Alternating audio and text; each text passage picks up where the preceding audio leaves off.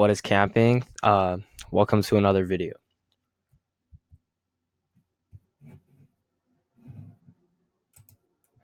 So, what is camping? So, I know in Boy Scouts, a lot of times people always associate it with camping and a lot of other, it's really a main part of Boy Scouts. And so, today, that's what I'm going to be going over so that we have a basic understanding of what it is. And so, we're going to first go over the parts of camping. So, there's tents, stoves, coolers, food, activities, and sleep equipment. So these are the main parts of camping, and more it's really the main parts of Boy Scout camping with the troop, not necessarily like outside camping. You don't really need all this stuff, but it's really what my troop uses, and we always like take with us whenever we go on different activities.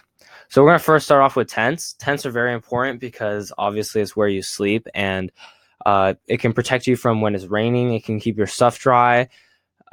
Knowing how to set up a tent is a very basic and very useful skill. And so usually when we go camping as a troop, we want to bring at least one tent. Usually we bring some of the larger tents, so the 3 or 4 person tents, so we can fit in a couple scouts in there. And as you can see in this one, they have the rain fly on top. And so there's actually the 3 parts of a tent. There are the footprint, which is also known as like a ground tarp, which goes actually underneath the tent. You cannot see it in this video, but it's there. And then we have the actual tent itself. Actually, sorry, excuse me. There's 4 parts. We have the tent itself, which is the main body of the tent, and we have the poles that make up the frame of the tent that you put inside. And then we have the rain fly, which lastly keeps out the rain and keeps all your stuff inside dry and keeps you inside dry. Next, we're going to go on to a stove. So a stove is very important because if you're car camping and you need to cook food, so this is a propane stove right here. This is one that many troops use when they go camping because it's very easy to use, and even though it's bulky, it's okay because you're going car camping. So that's very good. And this one, they're not terribly expensive, but they're more bulky and heavy, and they do need propane cans. But this is good for cooking like lunch, dinner, breakfast. You put a pan straight on it, which is really good and helpful. So yeah. And here's a cooler that we use to take all our food in that needs to be like refrigerated. And we actually have a bin that we use for all the dry food that does not need to be refrigerated, but needs to be kept in a like solid, shut, sealed container. So the cooler should be filled with ice. And at the end of your trip, you should pour it all out. There's a little opening at the bottom that you can open and close to pour out all the melted ice. And this is really important because when you're cooking, you want to make sure that all your ingredients are fresh and that they are not rotting or in bad condition or anything like this. This is also good for eggs, milk, meat, any like vegetables that you need fresh that you're going to cook. And here's actual food. So some of this food you might not want to actually bring with you, but like food is a very important part of the camping experience because you need to eat. And again, it ties very closely with the cooler and the stove because you need to cook on the stove and you put most of the food in the cooler. And yeah, and different kinds of food you want to bring are probably some of the easier to make meals.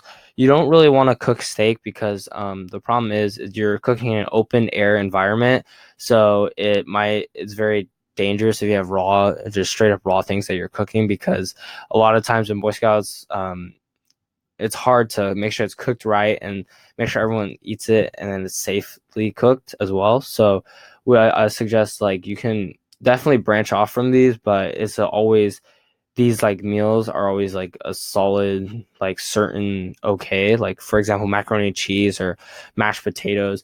Although they are very simple, but they're also very safe, and they're gonna work, as well as like sandwiches. So, but you really for the most part, the sky's the limit. You just need to make sure that if you are trying to cook like hamburgers, you need to make sure that everyone washes their hands before they help in cooking, that you cook it thoroughly, and that there's nothing contaminated. It needs to be in the cooler beforehand, stuff like that, so that way no one gets sick. So these are different activities you can do camping. Obviously, a big one is hiking, but you can also, if you don't like hiking, you can also go fishing, or a lot of people like to whittle, which is a really big part of like Boy Scouts too. And also sometimes just enjoying the beauty is also a very big reason why people go camping. Also, in Boy Scouts, people lash things together to build different using like wooden poles and rope to build different structures, and there's an example of a structure that you might build on the right. And so these are things that are just cool to build. Like, it's just a part of camping and having fun and enjoying the outdoors, because knowing that you can build something is really like eye opening, and it's a fun thing to do.